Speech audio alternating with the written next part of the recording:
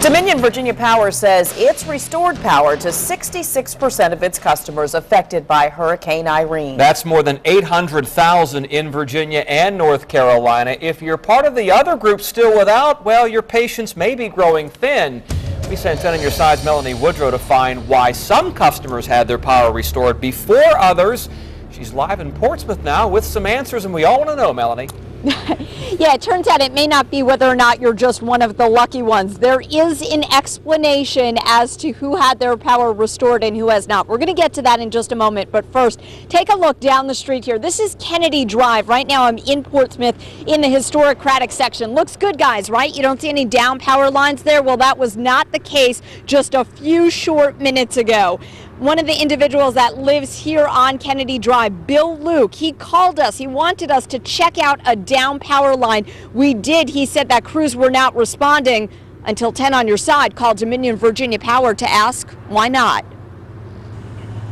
The whole area of Craddock, whenever we have any storms or any hurricanes, nor'easters. Here on Kennedy Drive, there was no sign of Dominion Virginia Power this afternoon, but plenty of signs Irene was here. This line is down, and the one thing that's hitting it is the tree limb up here. Bill Luke says he's lucky enough to have a generator. He worries more about his neighbors. Everybody in my whole street has power except for the 5 people in the front of the street. This morning, Director of Customer Solutions, Brett Cradle, explained how Dominion Virginia Power prioritizes. The general restoration objective is to get the largest amount of customers up the quickest. And I do realize that restoring 100 people or 500 people was more important than doing 5.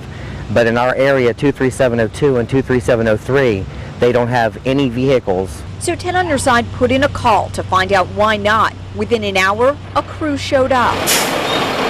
But I'm concerned that this area is constantly neglected by the power company. It's a feeling Luke wonders if other customers still in the dark are experiencing 3 days after the hurricane. So do you feel you overpromised? No, we were prepared for this storm. In fact, I think we have a very ambitious objective that we intend to meet to get all the 1.2 million customers on in 7 days.